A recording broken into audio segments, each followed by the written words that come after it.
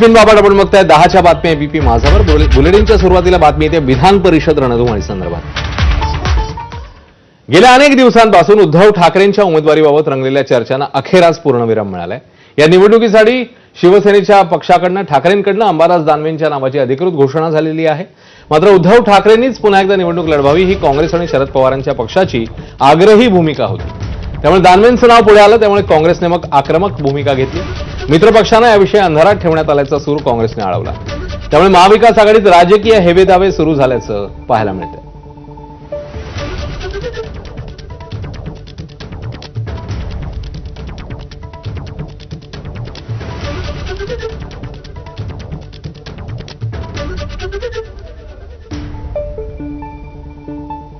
उद्धव ठाकरे साहेबांनी पक्षप्रमुखांनी निर्णय घेतलेला आहे की आमचे अंबादास दानवे हे विधान परिषदेवर जाणार आहेत. महाविकास आघाडीकडून हे आमचे उमेदवार असतील. मी शिवसेना प्रमुखांच्या विचाराचा शिवसैनिक आहे. सगळ्यांचीच भूमिका होती की उद्धवजी ठाकरे साहेबांनी परिषदेवर जावं, परंतु माननीय उद्धवजी ठाकरे साहेबांनी ही संधी मला देण्याचा निर्णय पक्षाने आणि माननीय उद्धवजी ठाकरे साहेबांनी घेतलेला आहे. या सगळ्या संदर्भात महाविकास आघाडीतून आता नेमक्या काय प्रतिक्रिया उमटतायत, कोणत्या नेत्यांनी नेमकं काय म्हटलंय जाणून घेऊया.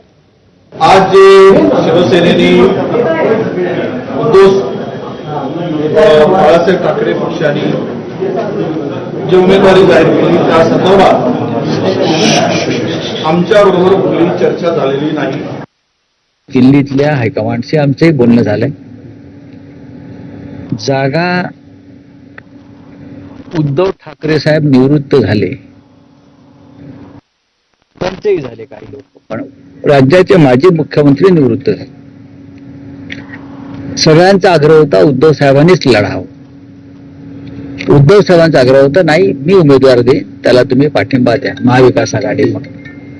राष्ट्रवादी काँग्रेस पक्षाने आधीच पाठिंबा जाहीर केलेला आहे की उद्धव ठाकरे देतील तो उमेदवार. आणि मला असं वाटतं की काँग्रेस पक्ष सुद्धा तीच भूमिका घेईल, कारण आम्ही एकत्र आहोत. मी आत्ताच प्रदेश अध्यक्षांशी माझी चर्चा झाली. मी त्यांचा फोन होता. मी त्यांना विचारलं की तुमच्याबरोबर या नावासंदर्भात चर्चा झाली काय. ते सुद्धा म्हणाले की अशी चर्चा झालेली नाही. त्यामुळं आता ते मुंबईत आले, दिल्लीत होते. मी त्यांच्याबरोबर चर्चा करेन. कदाचित या हे जे काही नाव पुढे आलं आमच्याबरोबर चर्चा न करता किंवा पुढचे उद्या राज्यसभा येणार आहे त्या संदर्भात सुद्धा स्पष्ट खुलासा होणे आवश्यक आहे. आणि आमची भूमिका आहे की जर ही जागा शिवसेना लढवत असेल तर पुढच्या राज्यसभेची जागा काँग्रेसच्या कोट्यात मिळालीच पाहिजे. ही आमची आग्रही मागणी आहे आणि ते आम्ही सोडणार नाही. तर ठाकरेंकडून अंबादास दानवे यांनाच उमेदवारी का देण्यात आली याविषयी काही महत्वाचे मुद्दे जाणून घेऊया. उद्धव ठाकरेंना पुन्हा एकदा विधान परिषदेवर जाण्याची इच्छा नसल्याची चर्चा आहे. तर दानवेंच्या माध्यमातून मराठवाड्यात पक्षाची ताकद टिकवण्यावर भर देण्यात येतोय. संभाजीनगरमध्ये शिवसेनेचा प्रभाव कायम ठेवण्याचा प्रयत्न, तसंच विरोधी पक्षनेता म्हणून दानवेंची 2.5 वर्षांमधली प्रभावी कामगिरी, याशिवाय सभागृहातील आक्रमक चेहरा म्हणून दानवेंची ओळख आहे. आणि अंतर्गत समतोल राखण्याच्या दृष्टीनेच दानवे यांना उमेदवारी जाहीर झाल्याचं समोर येतं.